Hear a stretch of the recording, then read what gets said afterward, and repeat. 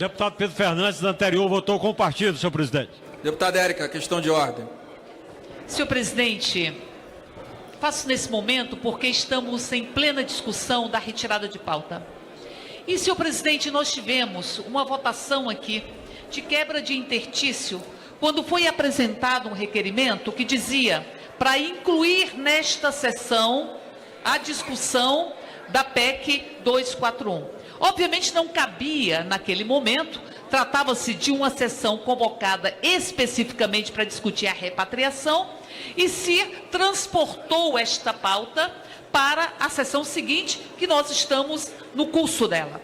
Então, veja, a manifestação do plenário é clara, é clara.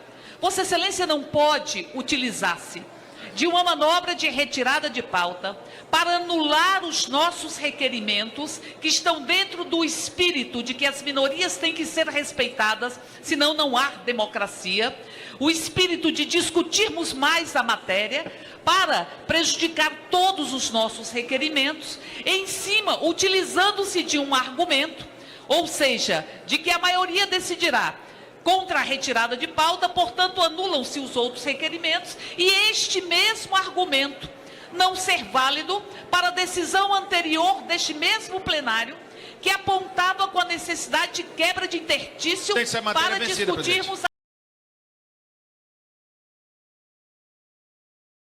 esta questão de ordem a partir de uma decisão da própria presidência que diz: por decisão já proferida pela maioria do plenário, deixa claro o desejo de deliberar sobre a matéria, sendo desgastante e desnecessário que o plenário afirme repetidas vezes que deseja votar a proposição em apreciação. Utilizo-me desta decisão, ipsiliteris, acabei de lê-la de forma literal, utilizo-me provavelmente do mesmo argumento que Vossa Excelência utilizará para anular os nossos requerimentos de adiamento da discussão, que é válido para uma matéria e não é válido para outra matéria. Por isso, senhor presidente, digo que este requerimento de retirada de pauta, manobra explícita, manobra desnuda, para impedir que o povo brasileiro conheça quais são os malefícios que essa PEC carrega no seu útero, que ela carrega no seu bojo, de destruir as políticas públicas deste país por 20 anos. Então, portanto, recorro da decisão de discutirmos aqui a retirada de pauta, coloco, baseada nos artigos que aqui já foram mencionados, como nula, para que nós possamos assegurar o direito do povo brasileiro, escutar a voz da minoria, para que tenha a noção.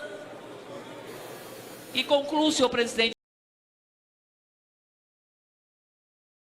que nenhum país do mundo, em nenhum país do mundo, com exceção do Japão, porque não há crescimento populacional, com exceção do Japão, que prima pela fartura de políticas públicas, a restrição de políticas públicas. Tetos existem vários, nenhum deles que impeçam que, ainda que o governo arrecade, que ele possa disponibilizar esses recursos para as políticas públicas. Veja, senhor presidente, se o governo arrecadar 400 e o teto for de 100, o governo não poderá gastar 400, terá que gastar 100. Isso é um atentado contra o país, por isso digo, não cabe que nós tenhamos esta matéria de retirada de pauta, manobra explícita e desnuda, apreciada por este plenário. Base não, ponto a ponto. Base não. Como voto PT, deputada Érica? Orientação. Presidente, o rei está nu. O rei está nu. O caráter cruel desta PEC e o interesse de que a população não conheça os seus malefícios está desnudo.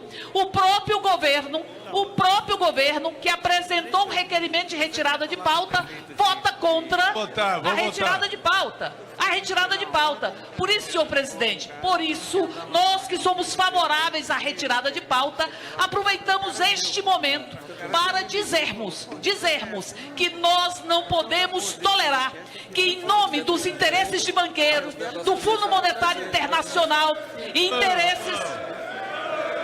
Chega! Deputados, vamos deixar a deputada Usada a palavra, por favor. Interesses muitos que não podem ser ditos. Aliás, interesses que originaram um jantar dos saprófagos dos direitos e da democracia. Por isso o PT está em obstrução. Como vota o PDT?